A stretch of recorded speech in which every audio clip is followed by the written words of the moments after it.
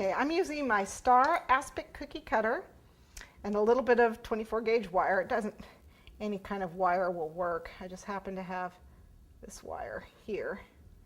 Now you can actually sandwich the wire between two stars if you'd like. And just line these stars up, let me see. And sandwich the wire between them. And let them dry for a few minutes. And these are going to go behind our flying saucer. Okay, so we're just going to cut a few of these out. We're going to make 5 of them, 5 wired.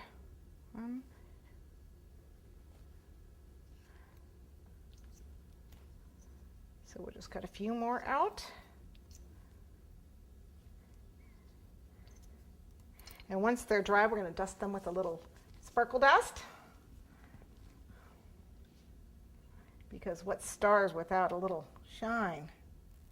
You can see I have these cut to different heights. Okay, this is the other half of my royal icing from when I made the sugar rocks. You can use buttercream if you want, but since I already had this and I don't plan on anybody eating the board, I figured I'd just go ahead and use this to make my moonscape that my little guy is landing on, or he's taking off from.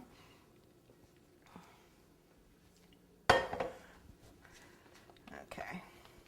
And the nice thing about this, of course, is that it doesn't matter how good or bad it looks because it's a moonscape. So it doesn't have to be nice and pretty. And we're ready for our rocks. They've cooled off, so let's go ahead and get them. Now, I have some I made earlier that I've already broken up.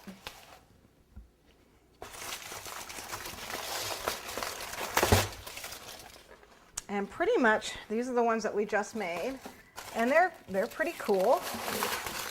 And all you do is just take them and break them up. They're still a little warm. And they are at the hardball stage, so just break them up. You just break up just like this. And we're going to use them. I'm just going to use them in our moonscape for our moon rocks.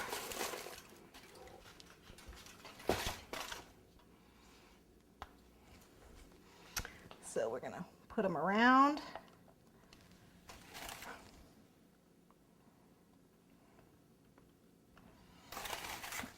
And like I said, if you didn't have the cape, we certainly could have used these rocks to booster up our flying saucer here. I don't think we're going to need all these. Sprinkle the crumbs around. Let's do that.